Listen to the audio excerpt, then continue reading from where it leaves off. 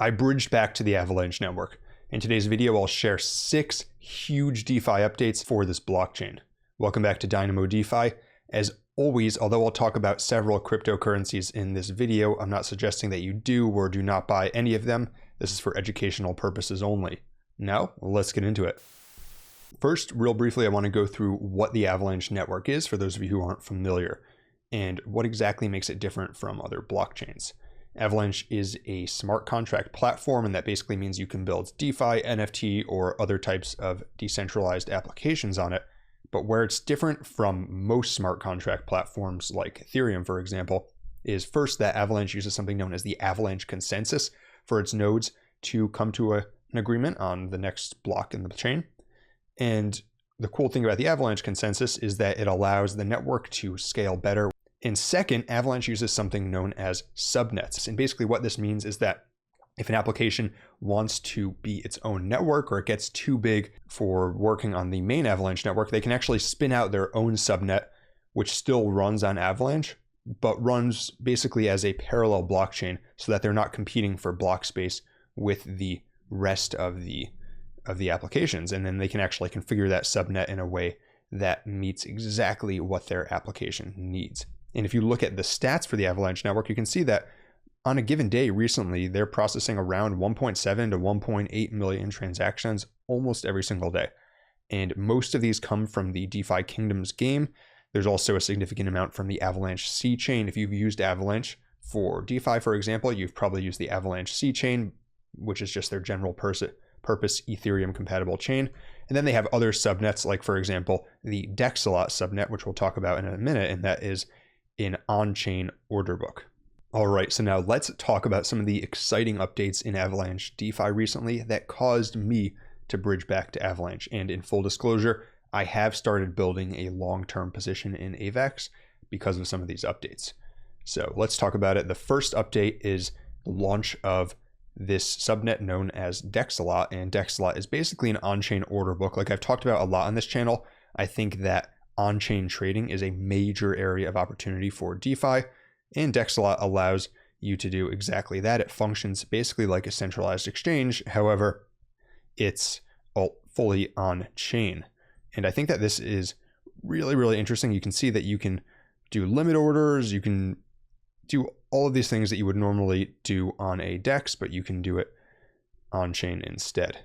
The next DeFi update on Avalanche that got me really excited is the launch and growth of something known as BTC.b. And BTC.b is basically Bitcoin that has been wrapped and bridged over to Avalanche. So you can think of it almost like wrap BTC, but it's on Avalanche instead of on Ethereum. And if we just look at the supply of BTC.b, then just look at this. It's gone from not existing last summer to there being 3,000, 4,000, 5,000 BTC wrapped in this contract, to it jumped over 2,000 in one day last week. And now there are nearly 10,000 BTC that have been bridged over to Avalanche this way. And for the sake of comparison, if you look at the Bitcoin Lightning Network, and this isn't to say anything bad about the Bitcoin Lightning Network, but just to show you the scale of this, there is around 5,500 BTC on the Lightning Network. So there's significantly more that's been bridged over to Avalanche. And what I really like about this, and this might be the update that I'm most excited about, is the entire crypto ecosystem is in a sense built on the back of Bitcoin. And Bitcoin has a massive amount of liquidity that I think hasn't been fully unlocked for DeFi because most of it's not being used. You know, the wrapped BTC, there's a lot of Bitcoin, but most Bitcoin is not wrapped in any form right now. And if you could tap into that potential, that is just a huge amount of liquidity that could flow into a DeFi ecosystem. We talk a lot about how important it is for chains to attract stablecoins on this channel, but I think attracting BTC is actually as important, if not more important, than attracting stablecoins. And I think the success of wrapped BTC is in part why Ethereum DeFi has maintained its dominance so much. The next DeFi update that I'm really excited about on Avalanche did actually happen a while ago, but to me, it's such an improvement in user experience and so innovative that it's worth a mention. And that is the Trader Joe Liquidity Book. And the Trader Joe Liquidity Book is basically a different way of providing concentrated liquidity that improves capital efficiency and is a better experience for both liquidity providers and traders and developers in some respects. And so basically what it does is it's concentrated liquidity, like you might be familiar with on Uniswap. Basically that means that rather than providing liquidity across the entire range of possible prices, you're providing liquidity on a concentrated range. And that what that does is that actually allows people who are trading within that range to get access to deeper liquidity. But where it differs is that it has a variable fee that adjusts in response to market volatility to offset risks for liquidity providers. So if the price is fluctuating a lot, the fee goes up, and that allows you as a liquidity provider to offset some of that impermanent loss and other risk. And then additionally, on top of that, they also give something known as fungible token receipts to people who provide liquidity. And without getting into too many technical details, because this would require a video all of its own, I think this graphic that the Trader Joe team made really illustrates it well. So this is on the left, traditional Uniswap V3 concentrated liquidity. And then on the right, you have the Trader Joe concentrated liquidity. And you can see how each of these prices is broken down into a discrete block. And what this does is it makes them more composable, and it allows new possibilities for integrations with other protocols and products. And if you just look at the app to provide liquidity, this is what I think was maybe most impressive as someone who tries to focus on how users can use DeFi. They allow you to just click here and choose your liquidity shape. I have no position in Joe, but I find this to be a very, very inviting user interface. The next update on Avalanche DeFi is that Yak, the premier auto compounder in the Avalanche ecosystem, launched something known as Avalanche Rush for the GMX GLP.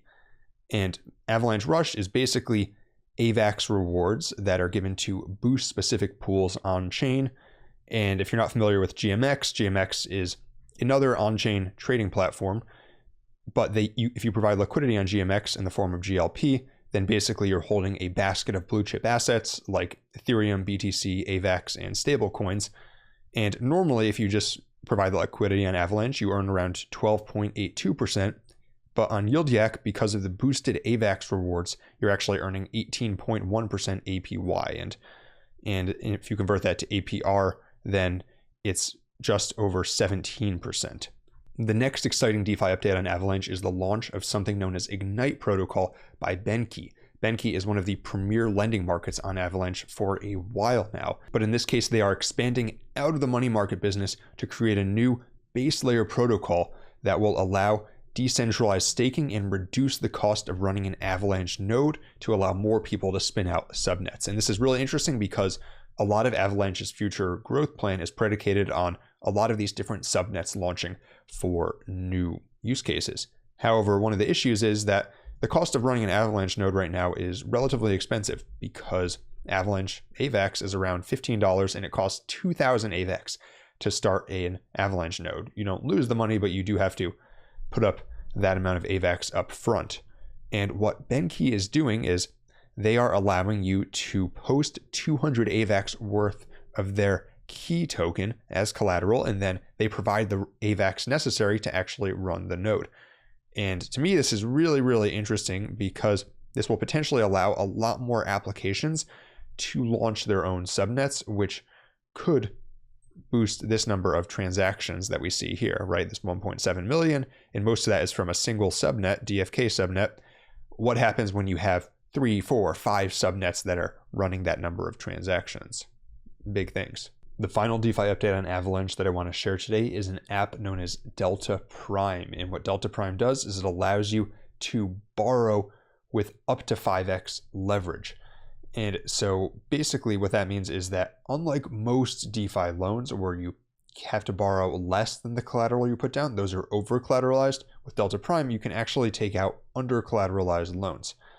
And the way that they can make this work is that the money that you borrow actually stays within the application in a vault, but you can use it in a variety of blue chip yield farms on the Avalanche network. So these yield farms are on protocols like Aave, like Platypus, like Trader Joe, and like Pangolin. And the way it works is you deposit collateral, which could be AVAX, USDC, BTC, ETH, GLP, the GMX liquidity pool, and a number of others. And then you borrow one of these assets, and then you use that in any of these various yield earning strategies. And I think this is going to appeal to a lot of people, truthfully. And the reason is that in the bear market, it's tough to find good yields. However, if you're borrowing with significant leverage, then you can actually get very good yield compared to your initial collateral. This is risky, so be aware anytime you're taking leverage, loans are getting involved, it's risky. But I think this is going to appeal to a number of people, and it's something that I am exploring myself. And there's your update on the Avalanche DeFi ecosystem. If you want more videos about Avalanche or any of the protocols that I talked about today, drop a comment letting me know. And if you want more content like this, be sure to like and subscribe. Until next time, this is Dynamo DeFi.